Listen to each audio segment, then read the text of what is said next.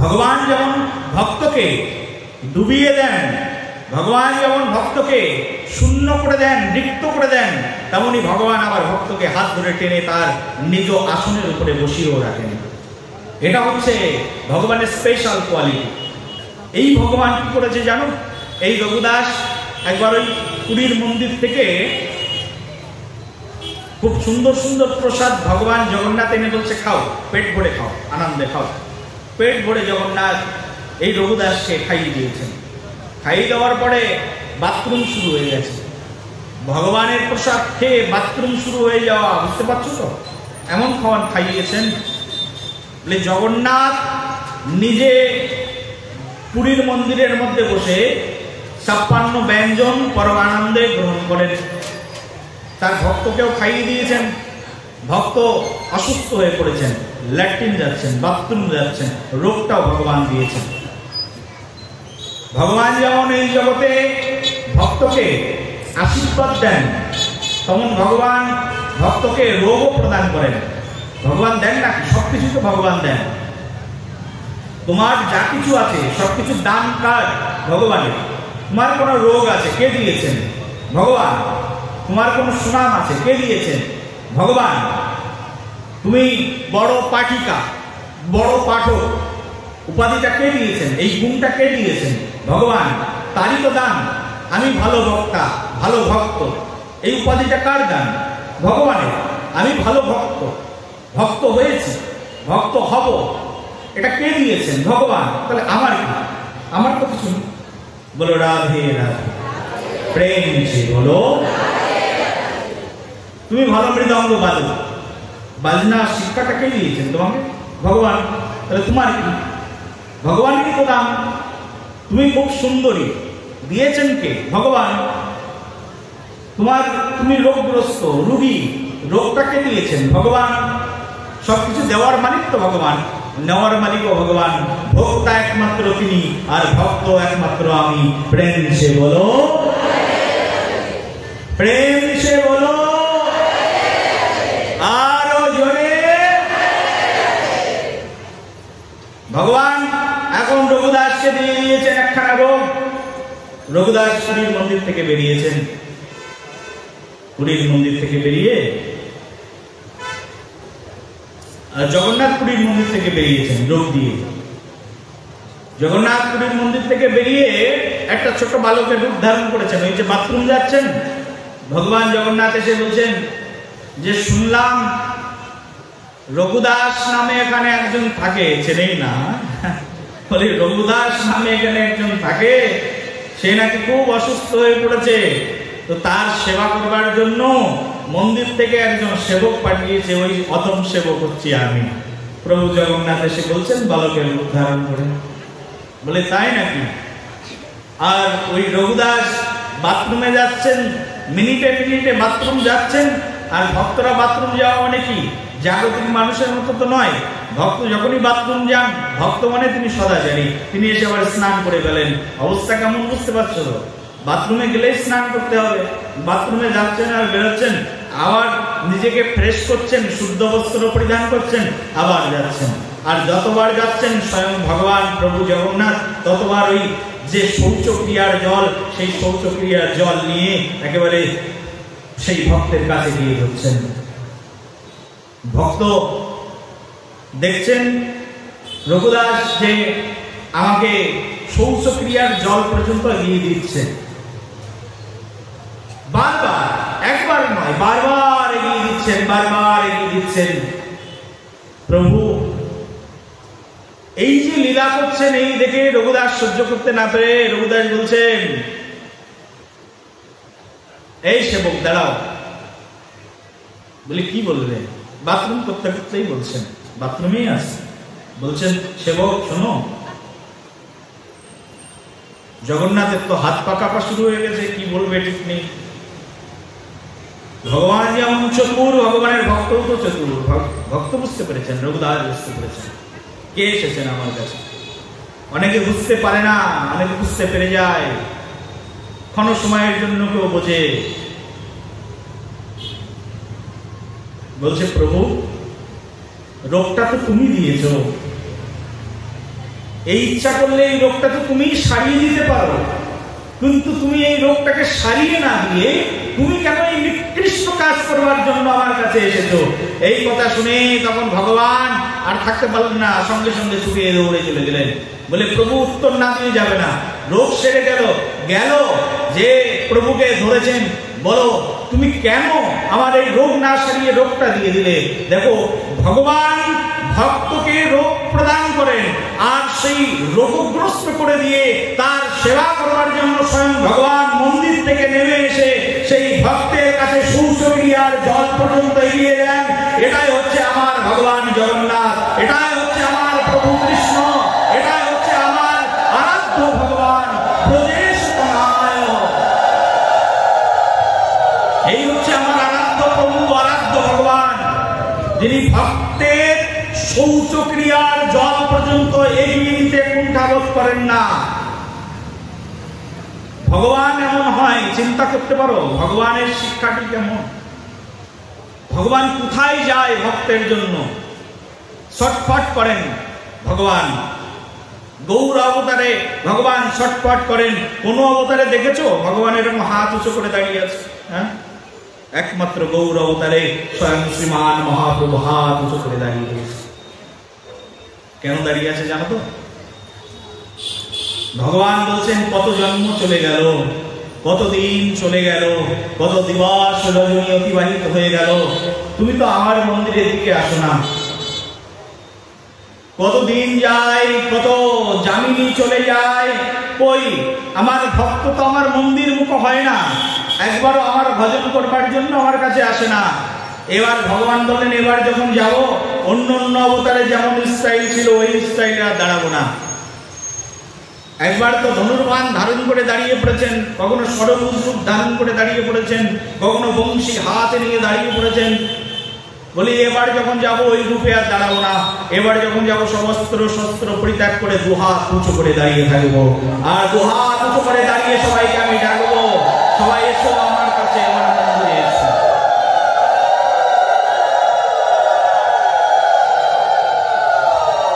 বলি ভক্ত তো আমার কাছে সমর্পিত হলো না, ভক্ত তো আমার কাছে এসে আমার কাছে সমর্পণ করলো না। আমি হাত উঁচু করে ভক্তের কাছে সমর্পণ করে দেবো, হে ভক্ত তাও তুমি আমার কাছে এসো। নিতাই ডাকে আয় রে আমার, গৌর ডাকে আয়, আজকে নামের হাট বসেছে, আয় রে তোরাই। ভগবান ডাকছেন সবাইকে হাত উঁচু করে। গৌর নিতাই কখনো কোনোদিনের জন্য হাত নামান না। বিগ্রহগুলোকে দেখবে, ভগবান যখন চিন্ময় অবতারে ছিলেন পৃথিবীতে, তখন দু বাহু তুলে কীর্তন করে সমগ্র নদিয়াবাসীকে, সমগ্র ভারতবাসীকে মাতোয়ারা করেছেন, কীর্তন আনন্দ প্রদান করেছেন। ভগবান তার মৃন্ময় বিগ্রহ রেখে গেছেন, হাত দুটো উঁচু করে দাঁড়িয়ে রয়েছেন ভগবান। গৌরীতায় সব সময়ের জন্য দুহাত উঁচু করে দাঁড়িয়ে রয়েছেন গৌরাঙ্গ ভগবান, দুহাত উঁচু করে দাঁড়িয়ে রয়েছেন ভগবান, আর সবাইকে ডাকছেন, এসো আমার মন্দিরে এসো, আমাকে দর্শন করো। স্যালেন্ডার, আত্মসমর্পণ, ভক্তের কাছে আত্মসমর্পণ করে দিয়েছেন ভগবান। আমরা আত্মসমর্পণ করতে জানি না, কিন্তু প্রভু নিজে আত্মসমর্পণ করে দেখিয়েছেন। দেখো আমি আত্মসমর্পণ করেছি, তোমরা আসছো না কেন? উৎকণ্ঠায় থাকে ভক্তের সঙ্গে ভগবান মিলন করবার জন্য। ভগবান আর ভক্তের এই মিলন, মা ধরিমার শিক্ষা একমাত্র গৌর অবতারে ছাড়া অন্য কোথাও পাওয়া যায় না। প্রেম সে বলো আরো জোরে বলো সবাই, বলো রাধা রানী কি, বলো গৌরাঙ্গ ভগবান কি। গৌরাঙ্গ ভগবান যে এসেছেন না, গৌরাঙ্গ ভগবান তার হৃদয়টা এতটাই কোমল, এতটা কোমলতা, এতটা কমনীয়তা আর কোথাও নেই। একেবারে ভক্ত ভাব অবলম্বন করে এসেছেন তো এই অবতারে যে তিনি এসেছেন। আর তাকে যিনি পাঠিয়েছেন তিনি হচ্ছেন শ্রী রাধারানী। এই গৌরকে যিনি পাঠিয়েছেন নদিয়াতে, নবদ্বীপে, তিনি হচ্ছেন রাধারানী। কে পাঠিয়েছেন বলো, কে পাঠিয়েছেন? কেমন করে পাঠিয়েছেন? নিজে শৃঙ্গার করে পাঠিয়েছেন। শ্যামসুন্দরের শৃঙ্গার কে জানে? বলি সেবা জানে রাই বিনোদিনী, আমরা সেবার কিবা জানি। সেবা জানে কে? বলি সেবা জানে রায় বিনোদিনী। সেবা তো তিনিই জানেন, অর্চন তো তিনিই জানেন, শৃঙ্গার তিনিই জানেন। আমরা সেবার কিবা জানি, সেবা তো জানি না আমরা, সেবা তো তিনিই জানেন একমাত্র। তিনি শৃঙ্গার করে নবদ্বীপে পাঠিয়েছেন, যাও নবদ্বীপে। স্বয়ং রাধারানী শৃঙ্গার করেছেন গৌরকে, নিজে হাতে শৃঙ্গার করেছেন, নিজে শৃঙ্গারকৃত গৌর বিগ্রহ, স্বয়ং রাধারানী শৃঙ্গারকৃত গৌর বিগ্রহ। গৌরাঙ্গে রাধারানীর মধ্যে কোনো পার্থক্য নেই। নিজের চুলটা নিজে বাঁধলে ভালো না অন্য বাঁধলে ভালো? বলো না। হ্যাঁ, বলি নিজের চেহারা নিজে দেখলে যতটা কমনীয়তা অনুভব করে, অন্য দেখলে ততটা অনুভব করে। আমি কত সুন্দরভাবে সাজবো সেটা তো আমিই জানি, কিন্তু কেউ সাজাতে পারে, অন্য লোক সাজাতে পারে, আমি ইনস্ট্রাকশন দিতে পারি, কিন্তু যতক্ষণ পর্যন্ত মনোপুত না হয় ততক্ষণ পর্যন্ত আমাকে সাজতে হবে।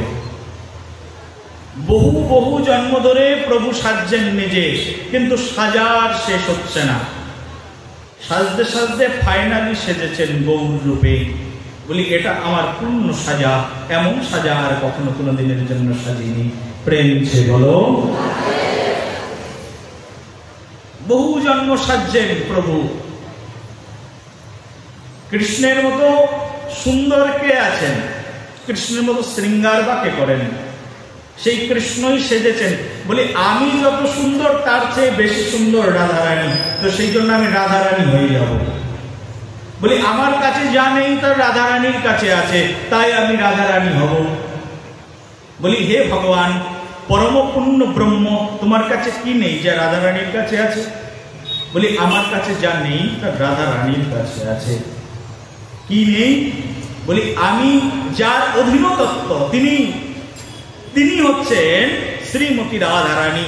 তার কাছে যে অহৈতুকী, অপ্রতিহতা, মলিনত্বতাহীন, পরম নির্মল বিকশিত যে ভক্তি রাশি রয়েছে, সেটা তো আমার হৃদয়ে নেই। যতক্ষণ পর্যন্ত না আমি ভক্ত না হব ততক্ষণ পর্যন্ত তো ভক্তি জানতে পারবো না। সেই জন্য বলেছিলাম না, এই জগতে সবচেয়ে কঠিন কাজ হচ্ছে ভক্ত হওয়া। প্রেম সে বলো।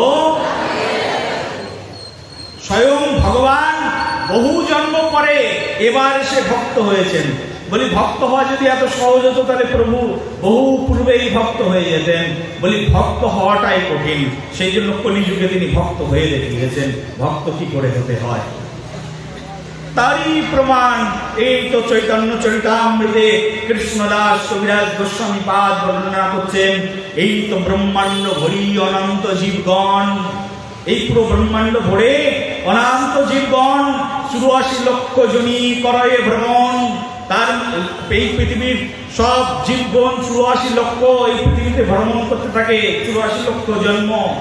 তার মধ্যে স্তর জঙ্গম 2 ভেদ, জঙ্গমে তির্যক জলস্থল 4 ভেদ। তার মধ্যে আবার স্থলচর প্রাণী, জলচর প্রাণী, এইরকম প্রাণীর বিভেদ দেওয়া রয়েছে। বলছে তার মধ্যে মনুষ্য জাতি অতি অল্পতর। এর মধ্যে মনুষ্য জাতি যারা, তারা আরো বেশি অল্প। মনুষ্য জাতি বেশি নেই, যত অন্য প্রাণী আছে বলছে তার চেয়ে খুব অল্প সংখ্যক মনুষ্য জাতি পৃথিবীতে আছে। বলি মানুষের আমদানি বেশি না মশার আমদানি বেশি বলো তো? হ্যাঁ, কালকে রাতের বেলায় এখানেই তো ঘুমিয়েছিলাম, আমি দেখলাম যতগুলো ভক্তরা এখানে আছে তার চেয়ে বেশি মশা ভক্তরা এখানে আছে। প্রেম সে বলো। কবিরাজ গোস্বামী পাদ সেই জন্য বলছে তার মধ্যে মনুষ্য জাতি অতি অল্পতর। যত স্তর জঙ্গম প্রাণী আছে তার মধ্যে মনুষ্য খুব অল্প। তার মধ্যে মেরেস্য পুলিন্দ বৌদ্ধ সবর, তার মানে নিম্ন জাতি উচ্চ জাতি সব মিশ্রিত হয়ে এই জগতের মধ্যে রয়েছে। তার মধ্যে বেদনিষ্ঠ মধ্যে অর্ধেক বেদ মুখে মানে, এর মধ্যে কিছু লোক আছে বেদনিষ্ঠ, যারা বেদের প্রতি যাদের নিষ্ঠা আছে, তাদের মধ্যে অর্ধেক মানুষ আছে যারা মুখে বেদকে মানে, তার মানে কাজে কতটা মানে ঠিক নেই, কিন্তু মুখে কিছুটা বেদকে মানে, কিন্তু কাজে মানার ভিতরে তাদের অনেক পার্থক্য বিদ্যমান রয়েছে। মুখে মানে আর বেদ নিষিদ্ধ পাপ করে ধর্ম নাহি গণে। তার মধ্যে কিছু লোক আছে যারা মুখে বেদ মানে, কিন্তু বেদ নিষিদ্ধ যে সকল কর্ম আছে তা করে। দেখবে এই জগৎ সংসারে কিছু লোক আছে, তারা বলবে আমরা বৈদিক ধর্ম আচরণ করি, বলে আমরা হিন্দু হিন্দু বলে বিশাল বিশাল স্লোগান দেয়, বলে হিন্দু হিন্দু হিন্দু, হিন্দুর জন্য এক হও, হিন্দুর জন্য লড়ো, হিন্দুর জন্য এটা করো, হিন্দুর জন্য ওটা করো, কিন্তু বেদ মানে না। প্রেম সে বলো। মুখে বেদ মানে, কিন্তু বেদের কর্ম করে না, মাছ খায়, মাংস খায়, সবর মেলেচ্ছ জাতির চেয়ে আরো বেশি নিকৃষ্ট কর্ম করে, জিহাদিদের চেয়ে আরো বেশি খারাপ কাজ করে, কিন্তু আবার মুখে অনেক বেদের স্তুতি করে। এই ধরনের কিছু মানুষ আছে, তার মধ্যে বলছে এই বেদ মানে না, তার মধ্যে বলছে ধর্মচারী গণ মধ্যে বহুত কর্মনিষ্ঠ, আর কোটি কর্মনিষ্ঠ মধ্যে এক জ্ঞানী হয় শ্রেষ্ঠ। এর মধ্যে প্রচুর মানুষ আছে কর্মনিষ্ঠ, তার মধ্যে বলছে এক জ্ঞানী হয় শ্রেষ্ঠ কর্মনিষ্ঠ ব্যক্তির মধ্যে, যারা কর্মকেই ধর্ম বলে মনে করে। আছে না কিছু লোক, বলি তোমার ধর্ম কি? বলে কর্মই আমার ধর্ম। বলে কি কর্ম? বলছি মাংস কাটি, এটাই আমার ধর্ম, এই করে তোমার সংসার চলে, পেট চলে, এটাই আমার ধর্ম। আবার ওদিকে শাস্ত্রে বলছে যে মাংস খায়, যে মাংস কাটে, অন্যের মাঝখানে বিতরণ করে, যে মাংস খাওয়ার জন্য অন্যকে বলে, তারা সবাই সমান অপরাধী। প্রেম সে বলো। বলছে তারা আবার সবাই সমান অপরাধী। বলে তোমার ধর্ম কি? বলে মাংস কাটাটাই আমার ধর্ম, কারণ কর্ম করলেই তো খাওয়া জুটবে। বলি যারা ভিখারি তারা খায় না? তারাও তো খায়, কর্ম করেই খায়, ভিক্ষা করে খায়। ব্রজবাসী, ব্রজের সাধুরা তো মাদুকরি করেই জীবনযাপন করে, চলছে তো। আরে বাবা আমি তো একটা ভিখারি, তোমাদের মাঝখানে এসে বসেছি, চলছে না সংসার? পেট চলছে না? চলছে তো, দুটো খেয়ে তো আছে। ভিখারিরাও খায়। বলি তোমার বাড়ির সামনে অনেক কুকুর আছে, সেগুলোকে তুমি খাওয়াও? কে খাওয়ায়? তারাও তো খেয়ে আছে দুটো, নাকি? বিশ্বাস নেই ভগবানের প্রতি। প্রেম সে বলো, বলো জোরে।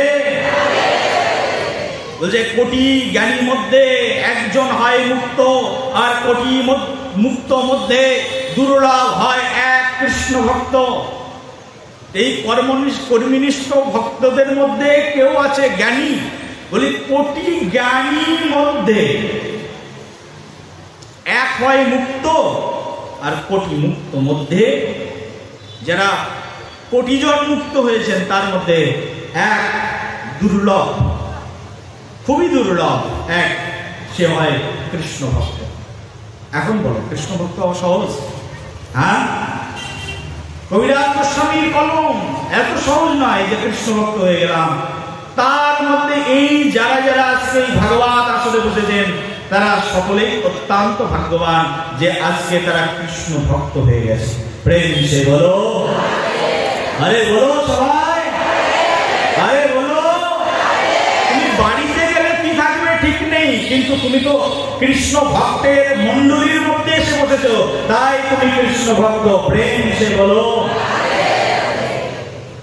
কৃষ্ণ ভক্তের মাঝখানে এসে বসেছ, আর কৃষ্ণ ভক্তের সংস্পর্শে যারা থাকে, বলি ওই যে লোহা আছে না, লোহাতে যদি তুমি চম্বুক ঘষতে থাকো, বিজ্ঞান বলছে অনেক সময় ধরে তুমি চম্বুক ঘষতে থাকো, লোহার ভিতরে ওই চম্বুকের শক্তি প্রাপ্ত হয়ে যায়, লোহা অন্যকে আকর্ষণ করতে থাকে। তেমনই ভাবে কৃষ্ণ ভক্তের সঙ্গ করতে করতে শুদ্ধ কৃষ্ণ ভক্তের সঙ্গে মিশতে কৃষ্ণ কথা শ্রবণ করতে কৃষ্ণ ভাবনাময় হতে এই বিষয় জীব কৃষ্ণ ভাবনাপন্ন হয়।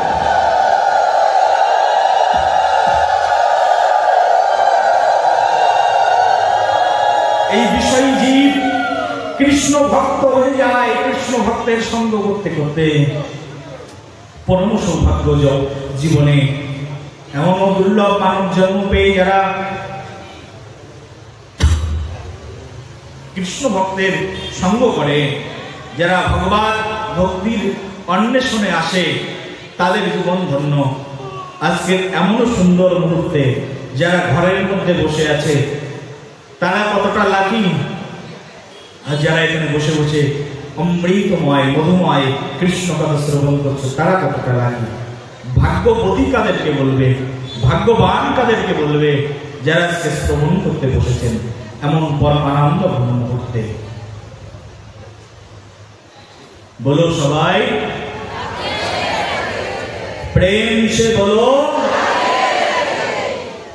সেই জন্য শুধু ভক্তগণ সর্বোপরি একটি বিশেষ মিনতি জানিয়ে আমাদের কথাকে বিশ্রাম করব। সেটি হচ্ছে, দেখুন ভক্তগণ, আমরা এই যে দুর্লভ মানব জন্ম পেয়েছি না, বহু জন্ম অতিবাহিত হওয়ার পরে আজকে একটা সুন্দর মানব জন্ম পেয়েছি।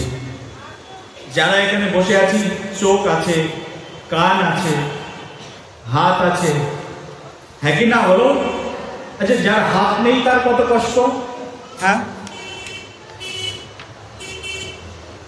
যদি হাত না থাকে কতটা কষ্ট বলো? যার হাত নেই, হাত পেয়েছি আমি, চোখ পেয়েছি, যদি কেউ চোখে না দেখে কতটা কষ্ট, সে কতটা বঞ্চিত সে। কিন্তু ভগবান তো আমাকে কৃপা করে সব দিয়েছেন। সেই জন্য এই সময়, এই সুযোগ আর খেলায় হারানো নয়। ভক্তগণ, কথা এমন যা বললে শুধু বলতে ইচ্ছা করে। আমার তো মনে হচ্ছে যে 2 দিনের জন্য বাবাজি মহারাজ আমাকে ডেকেছেন, আমার তো খুবই কম হয়ে গেছে, আলোচনা কিছুই করতে পারছি না। আমি ভেবেছিলাম কালকে বিধিভক্তির কথা একটু আভাস দিয়েছিলাম, একটু বিধিভক্তির আলোচনা আর কিছু বৈদিভক্তির আলোচনা করবো। তো সে রসামৃত সিন্ধু গ্রন্থের মধ্যে ঢোকার মতো পরিবেশ নেই, তার মধ্যে আর সূচনা করতে করতে আর ঢুকতেই সময় পেলাম না। প্রেম সে বলো।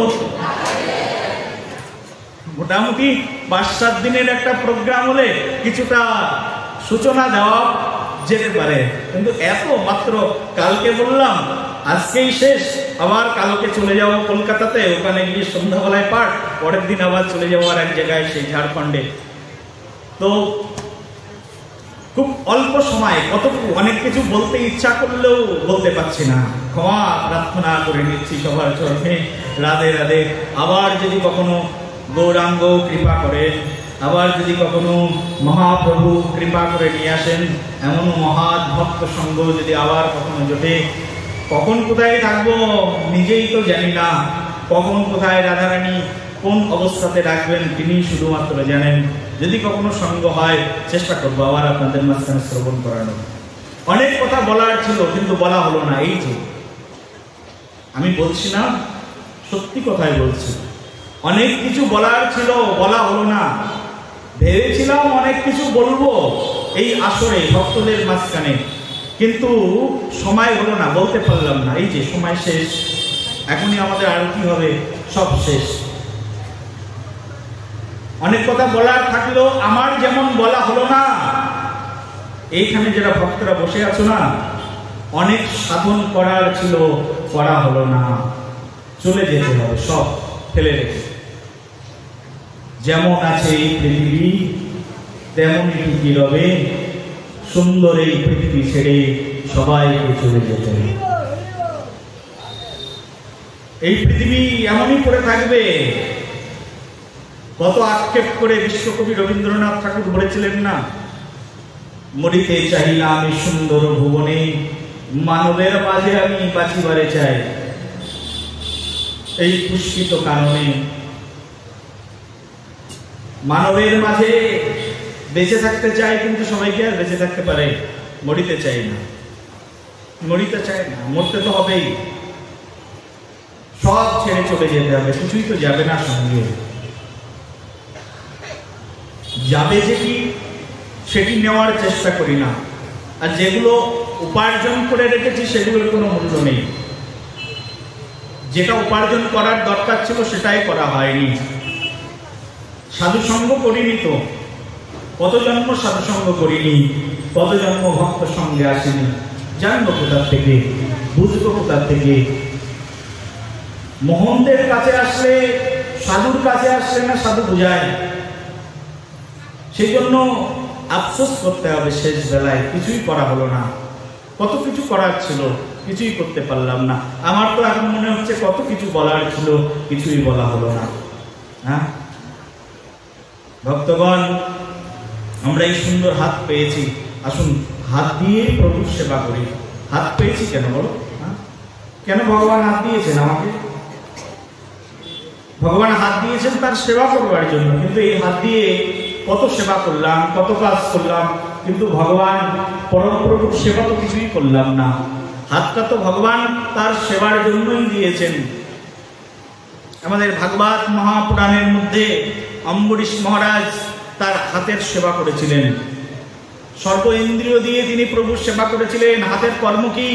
বলছে হাত কেন পেয়েছি?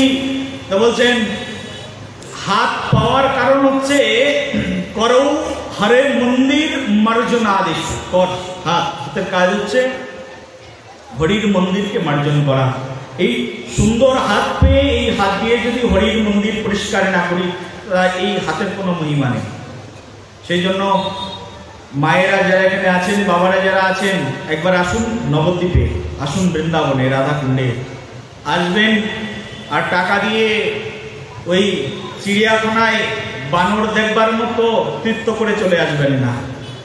চিড়িয়াখানায় মানুষ যায় বানর দর্শন করতে, আর আমাদের পশ্চিমবঙ্গের মানুষও ওই রকম বানর দর্শন করবার মতো তীর্থ দর্শনে যায়।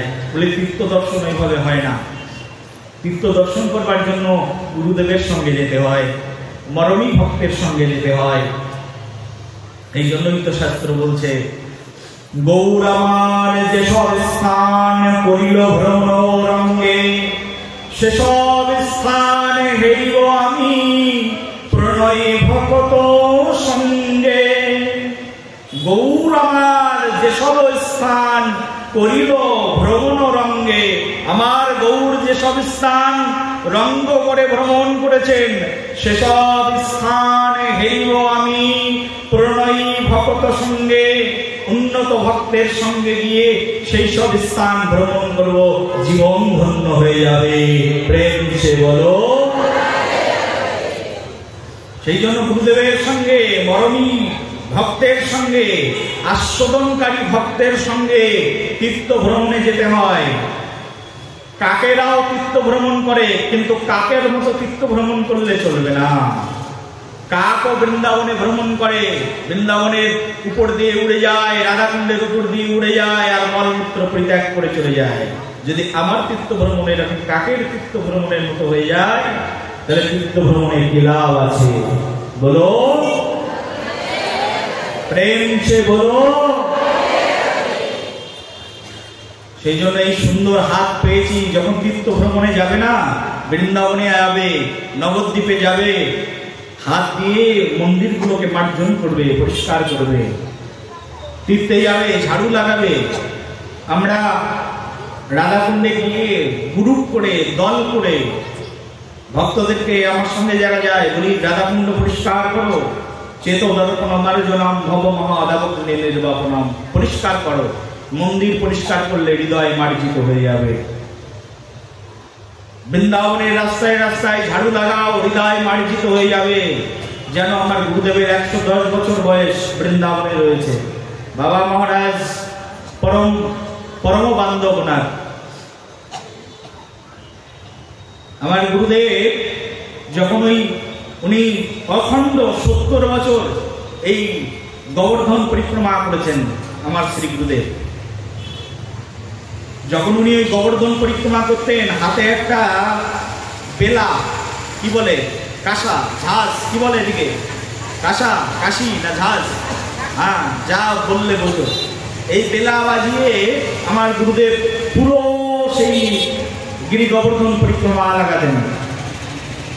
আর গোবর্ধন পরিক্রমার পথে উনি দেখতেন যে কোথাও পাপিষ্ঠ মানুষ গোবর্ধনে যায়,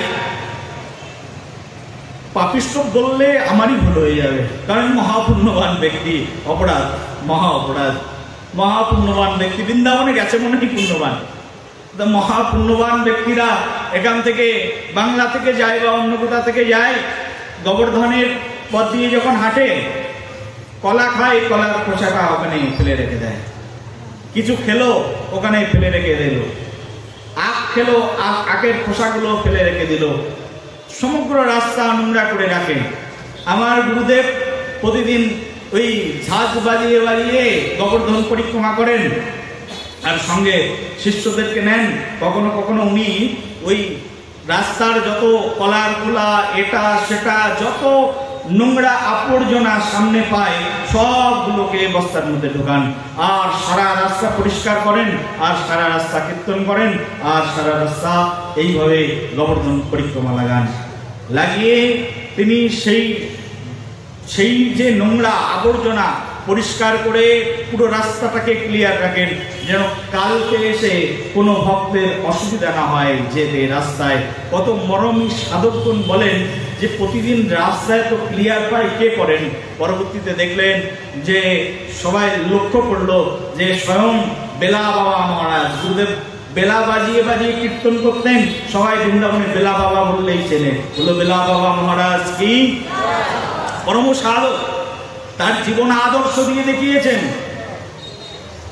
সুস্থ শরীরে যতদিন তিনি গোবর্ধন পরিক্রমা করেছেন, গোবর্ধন পরিক্রমার রাস্তায় কোনো নোংরা পড়ে থাকতে দেখলে আগেই তিনি পরিষ্কার করতেন, রাস্তা ঝাড়ু দিতেন।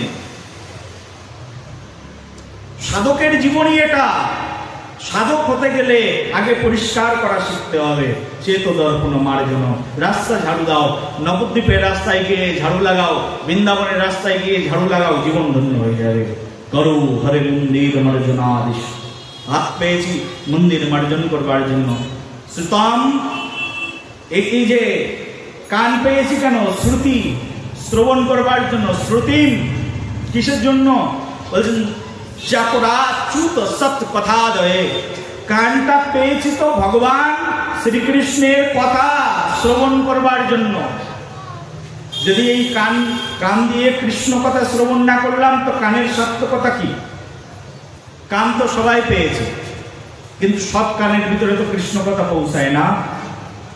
কানের মধ্য দিয়ে কৃষ্ণ কথা শুনবে আর হৃদয়ের মধ্য দিয়ে প্রবেশিবে, আর ওই হৃদয়ের মধ্যে গিয়ে ভগবান বসে যাবে। ভগবানকে হৃদয়ের মধ্যে বসাতে গেলে কিভাবে বসাতে হয়? বলে কান দিয়ে শ্রবণ করে হৃদয়ের মধ্যে বসাতে হয়। প্রেম সে বলো ভগবান হৃদ্দেশ তিষ্ঠতি অর্জুন। হৃদ্দেশে হৃদয়ের মধ্যে ভগবানকে যদি বসাতে চাও একটাই মাধ্যম, সেটা কর্ম দিয়ে বেশি বেশি করে কৃষ্ণ কথা শ্রবণ করো, হৃদয়ের মধ্যে গিয়ে ভগবান বসে যাবেন। মরমী ভক্তের কাছ থেকে কৃষ্ণ কথা শ্রবণ করো, ভগবান হৃদয়ের মধ্যে বসে যাবে। চোখ পেয়েছি কেন? মুকুন্দ লিঙ্গালয়ে দর্শনে দৃশ্য। মুকুন্দ ভগবান, ভগবানের বিগ্রহকে দর্শন করবার জন্য ভগবান সুন্দর চোখ দিয়েছে। যদি এই চোখ দিয়ে ভগবানের বিগ্রহ দর্শন না করো, ভগবান পরবর্তী জন্মে কি দেবেন আমরা জানি না। বলো একবার। আমাদের এই দেহ দিয়ে তৎ ভিত্ত গাত্র স্পর্শ সঙ্গম অঙ্গমাম, দেহটা পেয়েছি না, এই দেহ দিয়ে ভক্তকে আলিঙ্গন করবার জন্য পরম শান্তি। যখন ভক্তকে আলিঙ্গন করবে, এই দেহ দিয়ে যখন তুমি বৃন্দাবনের মাটিতে গড়াগড়ি করবে, দেখবে পরম শান্তি। এই শান্তি আর অন্য কোথাও গেলে পাবে না। এই যে আজকে ভক্ত সকল এখানে বসে আছে, মহারাজ কতবার এই পথ দিয়ে হেঁটেছেন, একটু গড়াগড়ি করে তো দেখো কত শান্তি, প্রকৃত শান্তি, মনের পরম শান্তি পাবে। বৃন্দাবনের ধুলায় গড়াগড়ি, এর মতো সার্থকতা আর কিছু নেই। বৃন্দাবনের ধুলাকে নিয়ে বহু গবেষকগণ বহু বছর রিসার্চ করেছেন। রিসার্চ করে দেখেছেন জীবাণুগুলো ধরে নিয়ে এসে না, ব্যাকটেরিয়াগুলোকে ধরে নিয়ে এসে না বৃন্দাবনের ধুলার মধ্যে ছেড়ে দেওয়া হয়েছে। ব্যাকটেরিয়া মৃত্যুবরণ করেছে, জীবাণু মৃত্যুবরণ করেছে। আর একই ভাইরাস, একই জীবাণু অন্য জায়গায় আসলে সে বংশ বিস্তার করে ফেলে। বহু বছর ধরে রিসার্চ করা হয়েছে বৃন্দাবনের মাটির উপরে। বৃন্দাবনের মাটির মতো মাটি নেই। যাদের কপালে বৃন্দাবনের মাটি, জীবন ধন্য তাদের। বৃন্দাবনের মৃত্তিকা যারা ধারণ করে কপাল, জীবন ধন্য। বৃন্দাবনের মাটির মতো কি মাটি আছে? স্বয়ং প্রভু যা নিজে ভক্ষণ করেছেন। ব্রহ্মাণ্ড ঘাটে যাও বৃন্দাবনে, স্বয়ং প্রভু নিজে নিজে ভক্ষণ করেছেন বৃন্দাবনের মাটি, এত পবিত্র। স্বয়ং নিয়ে এসছেন তো নামিয়ে, কালকে বললাম না, নিয়ে এসেছেন ওখান থেকে, গোলক থেকে নামিয়ে নিয়ে এসছেন বৃন্দাবনের মাটি। একবার ভক্ষণ করো, তাতেও তোমার পরম কল্যাণ হয়ে যাবে, নিরোগ হয়ে যাবে তুমি। একবার আমাদের এক গুরু ভাই রোগগ্রস্ত, গুরুদেবের কাছে এসে বলছে, বাবা অমুক ব্যক্তি মরে যাবে, তার দেহের যন্ত্রণা এমন উঠেছে, দেহের ভিতরে জ্বালা পোড়া শুরু হয়ে গেছে, মরে যাবে।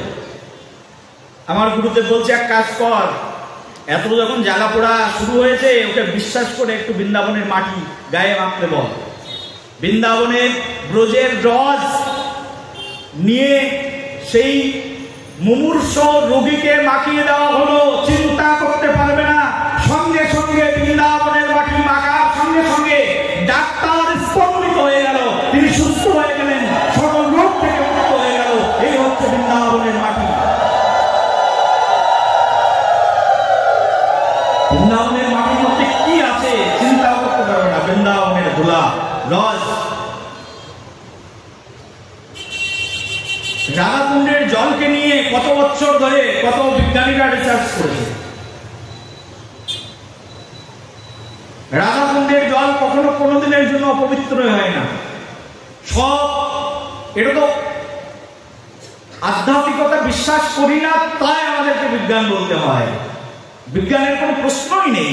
স্বয়ং শ্যাম সুন্দর প্রভুর আহ্বানে পৃথিবীর সব তীর্থ এসে রাধাকুণ্ডের মধ্যে মিলিত হয়েছে। সাধারণ কথা, কোন তীর্থ নেই যে রাধাকুণ্ডের মধ্যে নেই। কয়েকদিন আগে কুম্ভ মেলা গেল, আমার গুরু ভাই আমাকে বলছে চলুন কুম্ভ মেলায়। আমি বলছি না, আমার গুরুদেবের একটু সেবা আছে, রাধাকুণ্ডে থাকবো। কুম্ভ মেলা, সবাই কুম্ভে স্নান করছে, আমি তো রাধাকুণ্ডে স্নান করে নিলাম। কেন? কুম্ভ তো রাধাকুণ্ডের মধ্যেই আছে। প্রেম সে বলো, ওখানেই আছে কুম্ভ। কোথায় যাবে কুম্ভ মেলায়? রাধাকুণ্ডের মধ্যে সবই আছে। এমন কোন বস্তু নেই যা বৃন্দাবনের মধ্যে নেই, এমন কোন বস্তু নেই যা নবদ্বীপের মধ্যে নেই। যা নবদ্বীপ তাই বৃন্দাবন। বলো বৃন্দাবন ধাম কি, বলো নবদ্বীপের ধাম কি, নদিয়া বিহারী প্রভু কি, বলো রাধা রানী সরকার কি। সেই জন্য ভক্তগণ সবাই আসুন, জীবন মন প্রাণ উৎসর্গ করে দিয়ে সেই পরম প্রভুর সেবায় আমরা যুক্ত হই। এইটুকু কামনা করবো আপনাদের চরণে, বারবার প্রার্থনা জানাবো আমাদের আজকের এই আলোচনা শেষ করবার পূর্বে যে আপনারা আসুন। ভগবান আপনাদের জন্য দুহাত তুলে রয়েছে, ভগবান দুহাত তুলে আছে, এখনো নামাচ্ছে না। অলওয়েজ নাইটেও দেখবেন দুহাত তুলে দাঁড়িয়ে রয়েছে, ডেতে দিনের বেলায় তিনি দুহাত তুলে দাঁড়িয়ে আছে, সব সময়ের জন্য দুহাত তুলে দাঁড়িয়ে আছে। কখন আমার ভক্ত আসবে, এসে যদি আমার ভক্ত এসে দেখে যে আমি হাত নামিয়ে দাঁড়িয়ে রয়েছি, আর ভক্ত যদি এসে মনে মনে দুঃখ পায়, ভক্ত এসে যদি মনে মনে কষ্ট পায়, ওই আমার প্রভু তো আমাকে আহ্বান জানালো না, সেই জন্য আমি দুহাত তুলে দাঁড়িয়ে থাকবো কলিযুগে। আর কলিযুগে দুহাত তুলে দাঁড়িয়ে থেকে তাদেরকে দেখাবো আমি সবসময়ের জন্য তোমাদের জন্য আমার বক্ষ পেতে রেখেছি। এসো, আলিঙ্গন করো, আমার কাছে এসো। এ হেন ভগবানের কাছে, এ হেন প্রভুর কাছে যদি আত্মসমর্পণ না করি, আমার এই জীবন ব্যর্থ হয়ে যাবে গো। সেই জন্য মায়েরা, বাবারা যারা এখনো পর্যন্ত গুরুচরণ আশ্রয় গ্রহণ করেননি, কপালে তিলক করেন না, হরি ভজন করেন না, প্রতিদিন হরি ভজন করার চেষ্টা করুন, একাদশী ব্রত পালন করার চেষ্টা করুন। বছরের ভিতরে আমাদের 24-25 একাদশী হয়, এক মাসের মধ্যে 2 একাদশী। সকল ব্রতের মধ্যে শ্রেষ্ঠ ব্রত ষষ্ঠী ব্রত, এই ব্রত সেই ব্রত, এত কিছু পালন করতে হবে না। কলিযুগে এত ব্রত পালন করার বিধান নেই, শুধু একাদশী ব্রত পালন করুন, জীবন ধন্য হয়ে যাবে। হরিনাম জপ করুন ঘরের মধ্যে। মহাপ্রভু বলেছেন 10-5 মিলে নিজ দাঁড়েতে বসিয়া কীর্তন করো সবে হাতে তালি দিয়া। হাতে তালি দিয়ে কীর্তন করুন, হাতের খারাপ রেখা ভালো হয়ে যাবে, অ্যাস্ট্রোলজির কাছে যাওয়া লাগবে না। প্রেম সে বলো। হাতে তালি দিয়ে কীর্তন করুন, জীবন ধন্য হয়ে যাবে। মহাপ্রভুর শিক্ষা 10-এ 5-এ মিলে নিজ দ্বারে বসিয়া, নিজের ঘরের দরজার সামনে বসুন। জায়গা নেই ঘরের মধ্যে, কি আছে? দরজার সামনে বসে পড়ুন না, 5 জন 10 জন বসে পড়ে হাতে তালি দিয়ে কীর্তন করুন, জীবন ধন্য হয়ে যাবে। এমন সুন্দর মানব জন্ম পেয়ে আসুন সবাই কৃষ্ণ ভজন করে আমাদের জীবনকে ধন্যাতে ধন্য করি। এমন সুন্দর মানব জন্ম পেয়ে আসুন, জীবনকে কৃষ্ণ চরণে রাঙিয়ে ফেলি, কৃষ্ণ ভাবনায় ভাবিত করে ফেলি, গৌর ভাবনায় ভাবিত করে ফেলি। এমন সুন্দর মানব জন্ম আর কখনো কোনোদিনের জন্য পাবো কি পাবো না ঠিক নেই। এমন পেয়েছি যখন আর ছাড়া যাবে না, বলো না একবার সবে। এমন পেয়েছি যখন আর ছাড়া যাবে না, এমন সঙ্গ পেয়েছি যখন বাবা মহারাজকে আর ছাড়বে না। কালকে এসে কেঁদে কেঁদে বলো, বাবা তুমি ছেড়ে যেও না আমাদেরকে ধরে রাখো এখানে, আর সব সময় ভাগবত কথার আয়োজন করো। এখানে একটা মন্দির বানিয়ে দাও, প্রতিদিন ভাগবত কথা শ্রবণ করবো, আর প্রতিদিন পাঠক নিয়ে এসো বৃন্দাবন থেকে, নবদ্বীপ থেকে, তারা যেন এসে আমাদেরকে কৃষ্ণ কথা শোনায়। বললো না একবার। বাবাজি মহারাজ তো এখানেই থাকেন, এখানে তার অনেক শিষ্যরা আছেন, আমরা তো উনি ডেকেছেন তাই এসেছি। ওনাকে বলো যে আমাদেরকে মাঝে মধ্যে পাঠক নিয়ে আসুন, ভাগবত কথা শ্রবণ করান, আমরা আছি আপনার সঙ্গে। কার জন্য করবে? তোমরাই তো আগে গিয়ে বলবে যে না করুন। ইচ্ছা থাকতে হবে, ভালোবাসা থাকতে হবে। এই যে ভাগবত কথা হৃদয়কে নির্মল করে দেয়, পবিত্র করে দেয়। গঙ্গা, ভালো করে শোনো, গঙ্গায় যাবে, গঙ্গায় গিয়ে তোমাকে ডুব মারতে হবে। যতক্ষণ পর্যন্ত তোমার মাথা গঙ্গার জলের নিচে না যাচ্ছে ততক্ষণ পর্যন্ত তোমার পুণ্য প্রাপ্তি হবে না, তোমার হৃদয়ের পাপ বিমুক্ত হবে না। কিন্তু বৈষ্ণব শুধু দর্শন করলে, তার কথা শ্রবণ করলে গঙ্গার চেয়ে আরো বেশি পাবনি। বৈষ্ণব দর্শন করলে, কথা শ্রবণ করলে তার কোটি জন্মের পাপ বিমুক্ত হয়ে যায়, সে পরমানন্দ ধামে বাস করেন। ভগবানের কথা হচ্ছে এইরকম। গঙ্গায় স্নান করবার জন্য এখন নবদ্বীপে যেতে হতে গঙ্গায় স্নান করতে। বলি গঙ্গা তোমার বাড়িতে চলে আসবে, ভাগবত কথার আয়োজন করো। যদি কারোর বাড়িতে ভাগবত কথা হয়, কৃষ্ণ কথা হয়, স্বয়ং গঙ্গা দেবী সেখানে এসে উপস্থিত হয়। তার প্রমাণ শাস্ত্রের মধ্যে আছে। বিশ্বদেব শুয়ে আছে সরসজ্জায়, অর্জুনকে বলছে আমি গঙ্গার সাক্ষাৎ চাই। সঙ্গে সঙ্গে অর্জুন নিজে বৈষ্ণবী শক্তিতে বাণ নিক্ষেপ করলেন, একদম পাতাল ফুড়ে গঙ্গা দেবী এসে বিশ্বদেবের সঙ্গে সাক্ষাৎ করলেন। এরই প্রমাণ আমাদের শাস্ত্র প্রদান করছে। প্রেম সে বলো। গঙ্গা দেবী এখানেই চলে এসেছেন, তুমি দেখতে পাচ্ছ না, কিন্তু যিনি অনুভবী ভক্ত তিনি দেখতে পাচ্ছেন গঙ্গা এখানে এসেছেন তোমাকে পবিত্র করবার জন্য। যেখানে ভাগবত কথা হয়, যেখানে কৃষ্ণ কথা হয়, যেখানে সাধু সন্তের আগমন হয়, গঙ্গা যমুনা নর্মদা সিন্ধু কাবেরী প্রয়াগ তীর্থ সেখানে এসে উপস্থিত হয়ে যায়, পরমধামে রূপান্তরিত হয়ে যায়, পরমতীর্থে পরিণত হয়ে যায়। সেই পরমধামের মধ্যে আমরা বসে আছি। ভাগবত কথার মহিমা অনন্য। ভাগবত কথার মহিমা কোনো কিছু দিয়ে তুলনা করা যায় না। কলিযুগে এর চেয়ে বড় মেডিসিন আর কিছু নেই। ভাগবত কথা নিত্যম ভাগবত সেবয়া ভগবতের উত্তম শ্লোকে ভক্তির ভবতি নিঃশুকি। হরে কৃষ্ণ কৃষ্ণ কৃষ্ণ হরে হরে, হরে রাম রাম রাম হরে হরে।